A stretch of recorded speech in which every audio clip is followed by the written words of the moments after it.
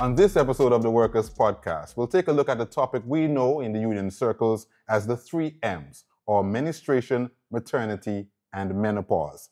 Now, these are natural stages of life that impact millions of workers, yet they remain surrounded in stigma and discrimination sometimes in some workplaces.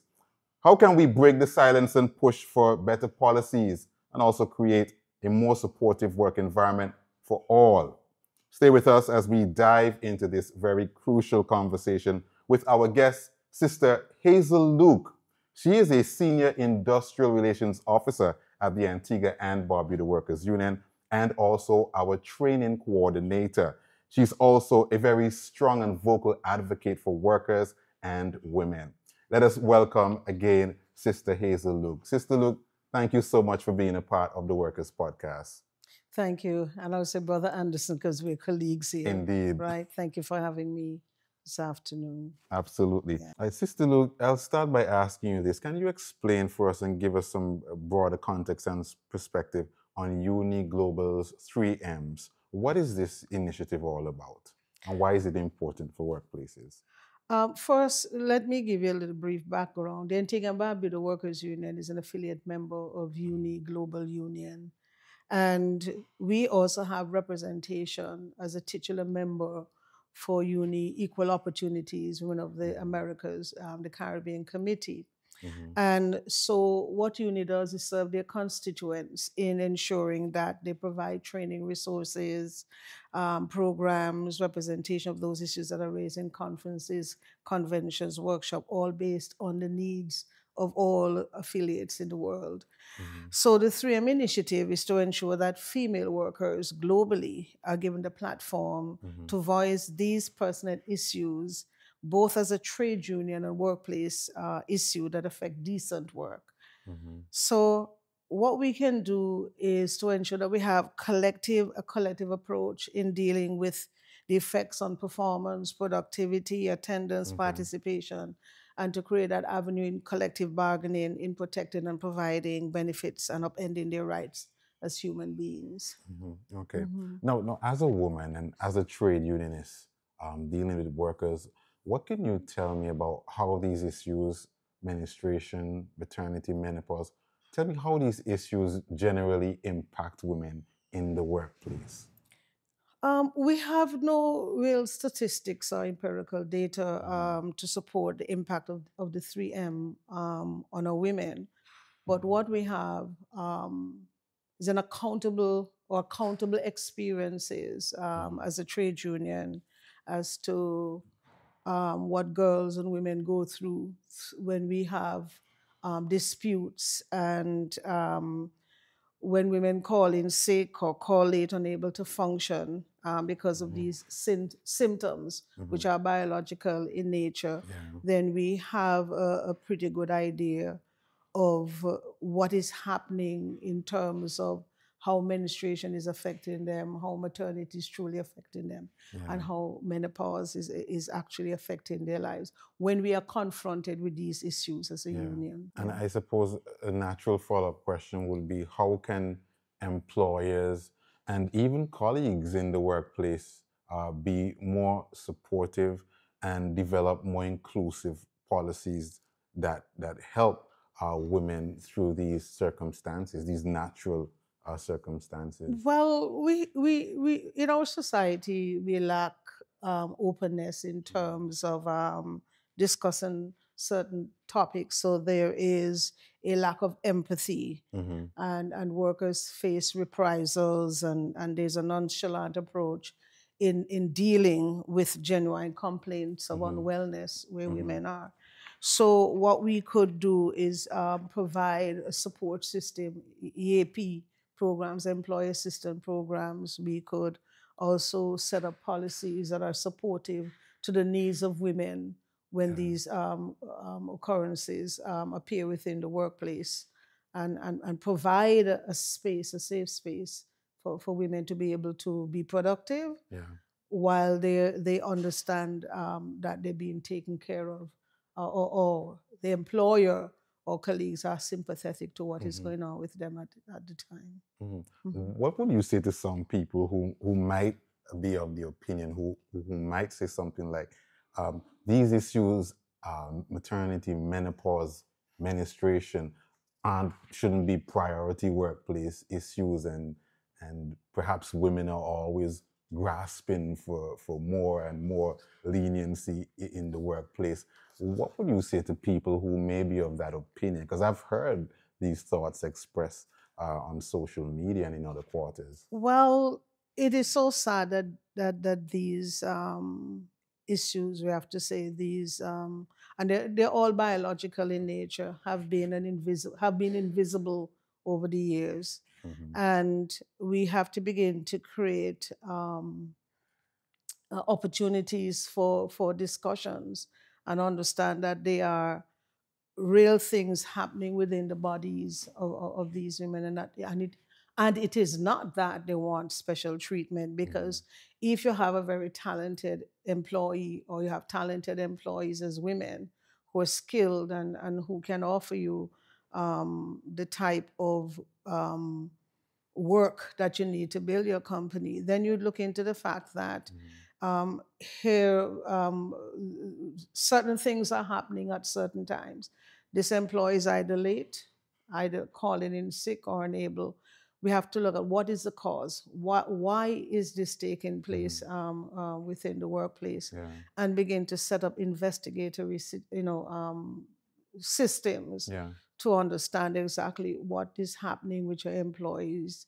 And you will actually find and have that empathy. Yeah. We're not going to say sympathetic, Yeah. but that compassion towards your employees, that it's a wholesome individual, as a matter of fact. And you want to find out what is taking place, why it is interfering with their capacity to work, or to be able to produce in the manner or meet targets, and so on. So we have to either create policies, create a platform for discussion, find a way to open the society to remove the taboo from this type of situation, and understand it is real. In some societies, women feel ashamed and have been relegated to something superstitious that is happening, because there is a lack of education as to what is taking place in the body of this human being. Wow. Yeah. Wow. Wow. Now, what are some of the practical steps that employers can take to support workers who experience painful periods, to be specific? Because this policy, this whole approach, the 3 M's, is aimed at creating supportive environments. So what are some of the practical policies that have been explored that employers can take? First of all, we'll have to deal each one on an individual basis.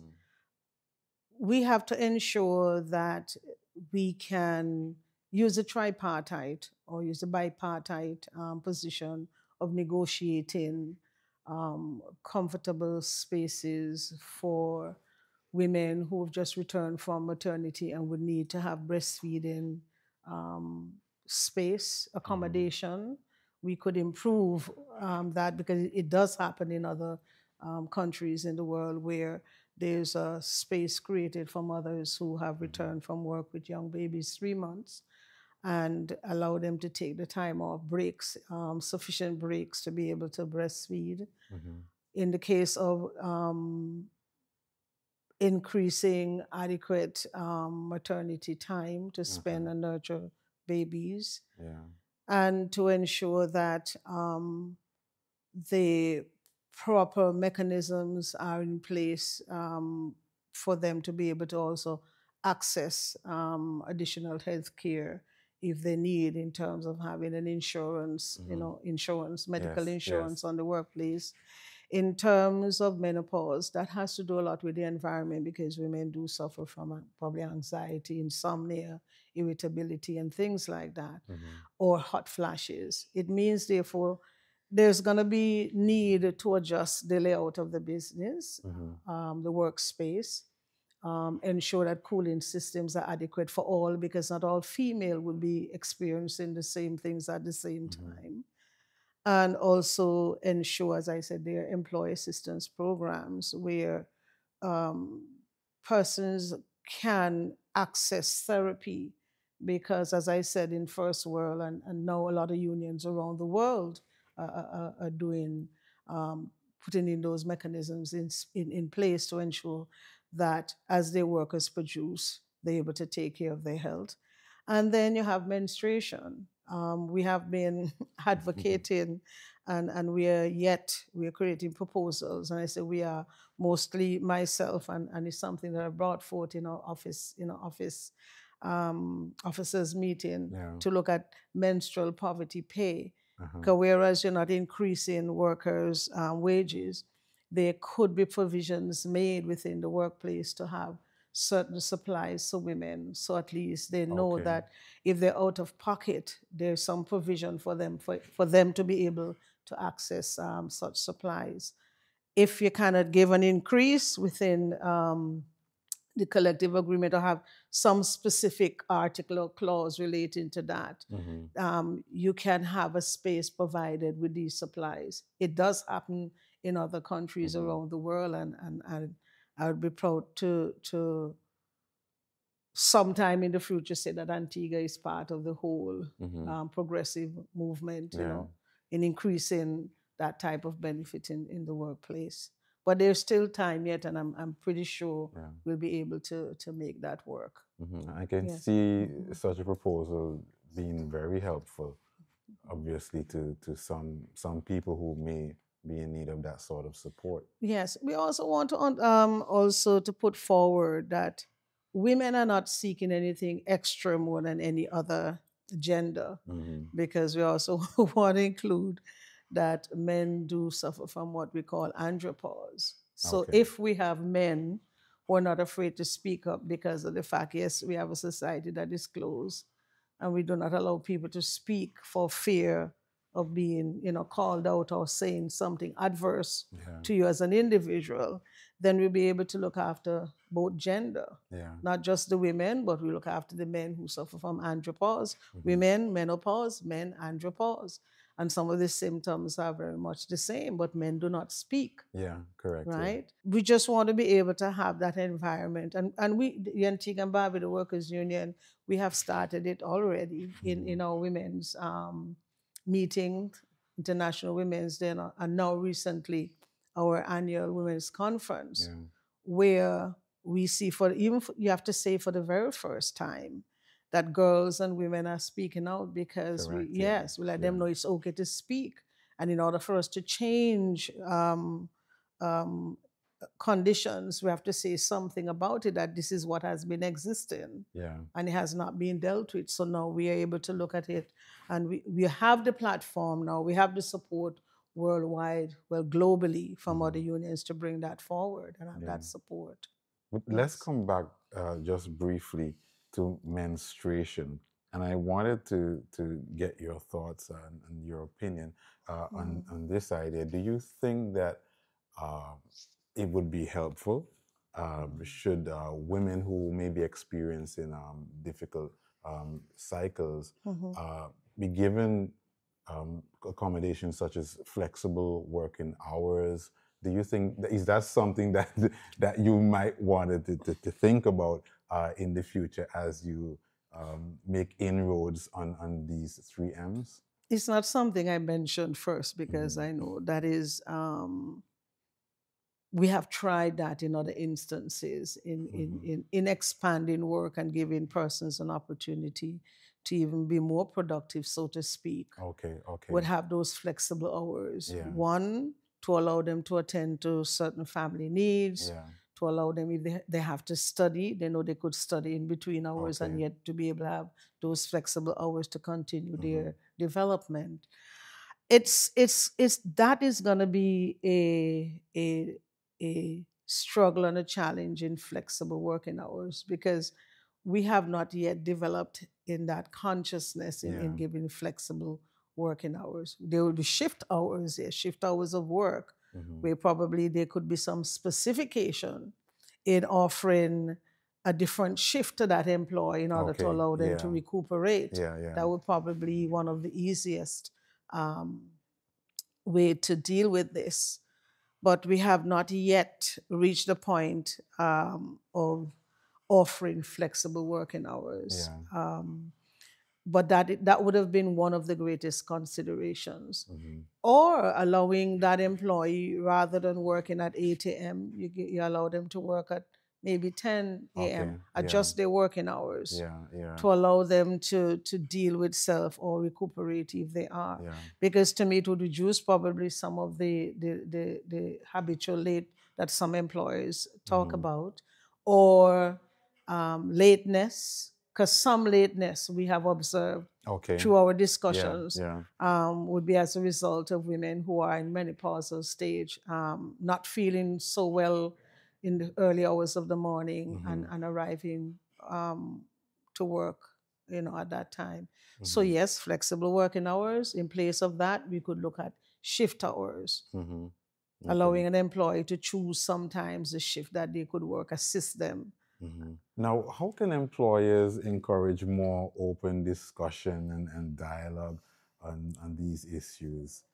It's encourageable to think that we may be able to do that as we continue to pursue the whole question of giving female workers an ear to hear them. Actually, Yeah. if employees are not actually aware of what is happening to their employees, not secondhand through a union, but having a consultation even with their employees. Wow. Yeah. In your human resource department, employ the expertise to deal with that. Then they'll be able to have a better appreciation for what is taking place biologically, those challenges that the female may have. So they have to be sensitive to the unique To the experiences. unique Of experience. different folks in the Because work otherwise than environment. that, the policies are not going to be geared towards equity and fairness Yeah. towards those who are experiencing these. And it's always, the hard line would be that these persons are either always sick, either always late, or either always absent, not understanding what is happening, the background cause of what is happening to these employees. Yeah. Because these, when we had some information from ILO about even menopause, people are menstruating earlier than before.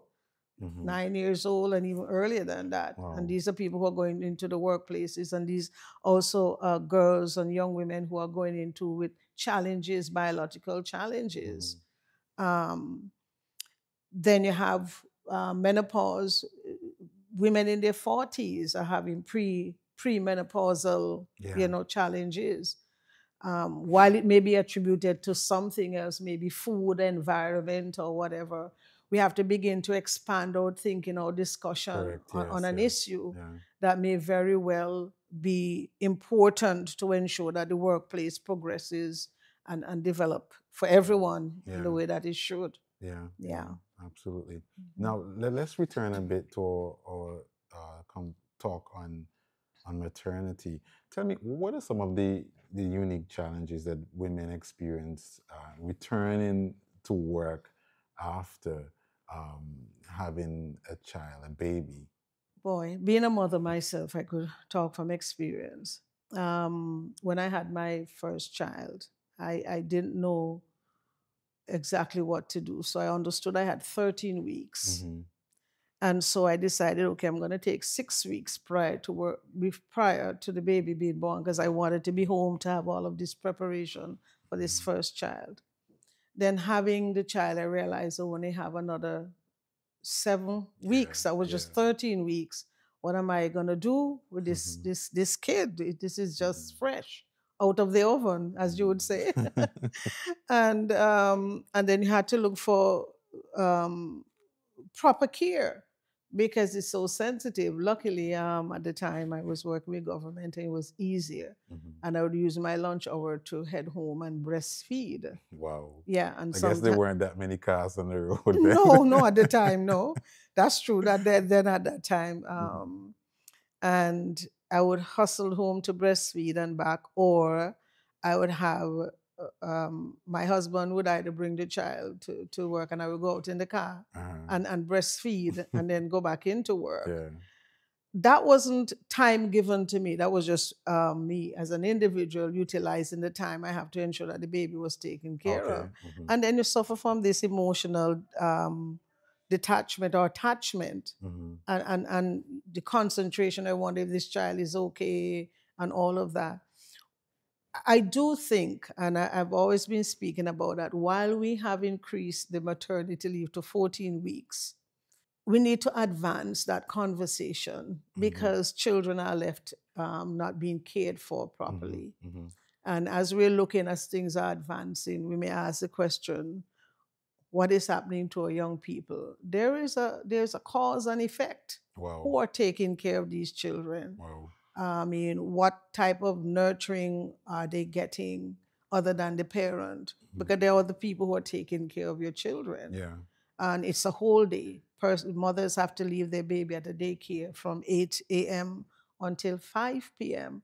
How much influence in the care of that child do you have until they go to sleep in the night and you're up next morning? And so extending maternity, the time from 14, I think we should begin to give 6 months. You have places like Canada, is it Norway, Bulgaria, Croatia, all those countries are from 6 months to a year. And some pay 55% of 365 days, some 100%, some go to 12 months. Yeah. Which gives the mother time not only to get well emotionally and Yes, mentally, yes. but also to mature the child to an age that you feel satisfied, Yeah. that you could have better care or some more responsible care, or the child being in a better, in more responsible care. So for us, we could do better on the maternity. And that also would eliminate some lateness and tiredness from persons. We always look at what the effect, but not looking at treating the symptoms. And I think this is one of the strongest voice being given to the whole question of the 3 M's. Yeah. It's not because women want more. They want a conversation for everyone, society itself, to understand what's going on. We are participants in the economy. We are contributing to the development of the country. Why then not see what's going on as mothers? We are mothers. Yes, yes. Of every nation.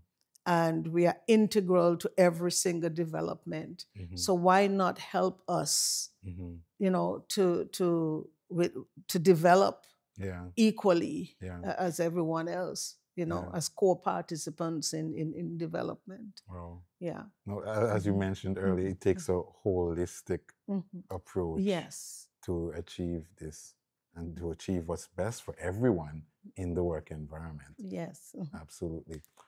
Are you aware of any examples of companies who are leading the way in terms of supporting female workers as far as the 3 M's are concerned? Not yet.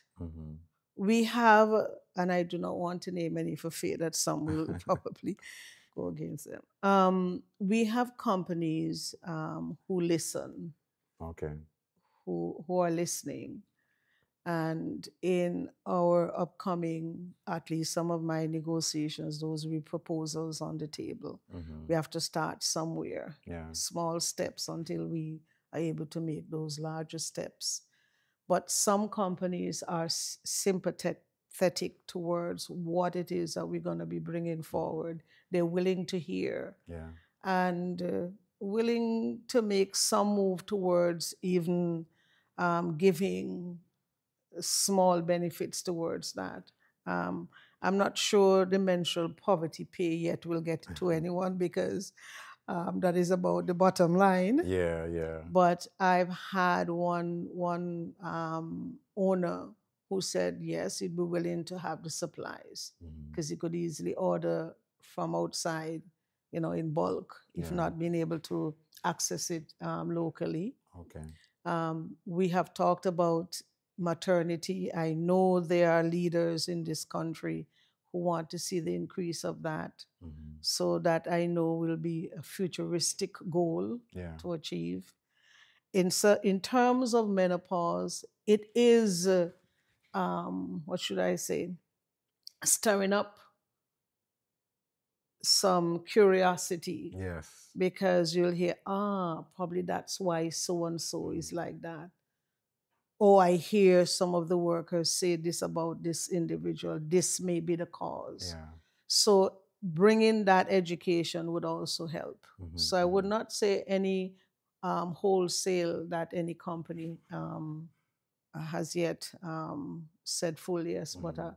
listening. Yeah. Yeah. And the union is hopeful, because the Antigua and Barbuda Workers Union, we always ensure that we bring the information Yeah. to make, so we can make informed Mm-hmm. decisions along the way while we negotiate. Mm-hmm. Yeah. And So we will be pursuing it as we go along with absolutely. those who are listening. Yeah. Yeah. Yeah. Mhm. And I notice we keep coming back to this. That is the importance of having the conversation and listening, Mhm. listening to Listening. workers. Yeah, it's time we listen to each other. Mhm. We're at the stage where we could benefit by Yeah. listening to each other.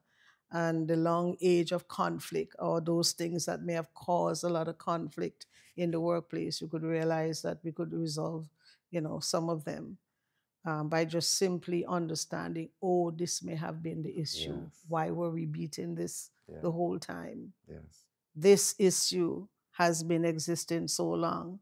This may have been the reason why. Mm-hmm. And so once we can connect all of this together, we'll be able to make those important changes within the trade union, changes as a trade union issue, Yeah. and also as a workplace issue. Yeah. So as we wind down our Mhm. conversation, what do you have to say to some workers who may feel unsupported by their employers regarding menstruation, menopause, and maternity? We want the involvement of our workers too. We want our workers to help us Mhm. as officers, help your union to achieve this goal, Mhm. because we are serious about educating about these issues and ensuring that we close the gap of inequity which may have been caused by any of these within the workplace. Yeah. We want workers to bring their stories and not stories about someone else, but Yeah. actually the experiences Yeah. that they may have had Mhm. with maternity, with menopause, and with menstruation. Mhm. And as I'm speaking now, it was a heartfelt moment when I heard young ladies within the workplace that were Mhm. 25 that spoke of what was happening to their bodies Yeah. in terms of menstruation, and nobody understood. And brought tears to a lot of us who were sitting in that room at that Yeah. time. And so we want our girls, our young women, and those who are menopausal age to talk to us, talk to me, talk to us. So we have information. Yeah. So we have strong data. Mhm. While we don't have the national one, from our point of view, we could say 8 out of 10 women in our membership is experiencing this. Mhm. And this is spread across 5 or so workplaces, Mhm. which means that it gives you enough ground to say, hey, this is something that we should be looking Correct. after in our Yeah. collective agreement. Yeah. So once we have our membership actually coming forward, speaking to us more, that these are experiences, this is what has been happening to me, because I call in late. I can't speak to anybody on the workplace. I cannot go to HR. And we want our HR department to become more supportive of its Yes. employees. And that's a Yes. very important part Yes. for us to solve a lot of the issues on the Yeah. workplace. Yeah. And how can our male colleagues or the male colleagues be allies as we seek to address these issues of maternity and menopause and menstruation, which are workplace issues in this context? Well, I know I have you as one right away who is sympathetic towards that and understand the role of women. Yeah. And they are more like you, that support and understand.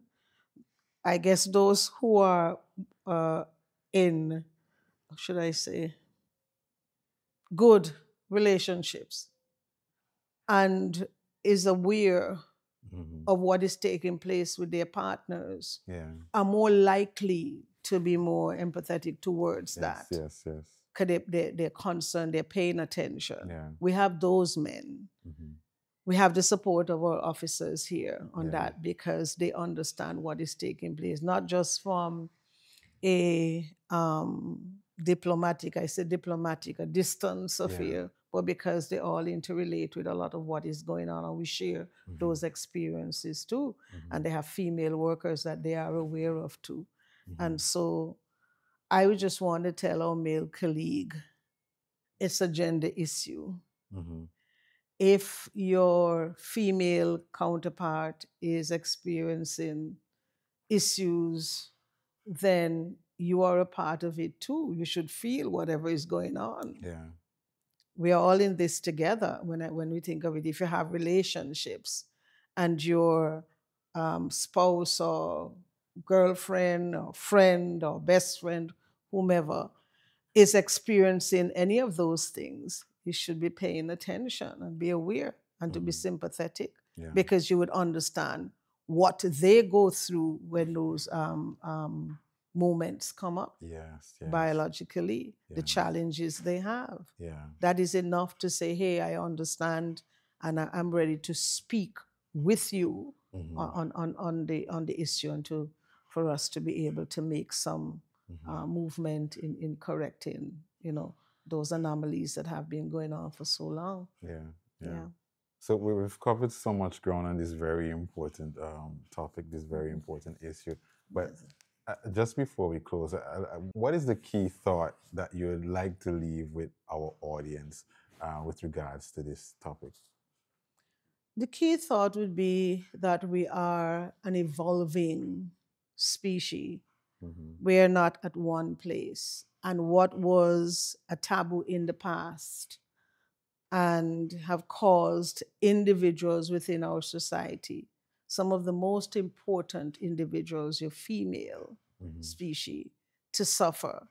We need now to pay attention to that, because it could only serve us better in our development, overall development.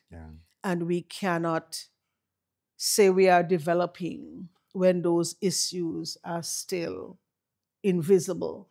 They're untouched, they're not spoken of. Then we're far from development, because the causes that have been interrupting life are still existing in magnitude. And so I would like us to pay keen attention now in addressing menstruation for girls. Let them not feel ashamed. Menopause, yes, the same thing, not feel ashamed. And for the mothers of the nation, maternity are taken better care of. So we have better nurturing of our children by getting the adequate time, adequate benefits, and adequate support. Sister Hazel Luke, I want to thank you so much for spending time with us here on the Workers Podcast. Thank you. And of course, sharing your knowledge, your expertise, and your experiences in this area of the 3Ms, UNI's 3Ms.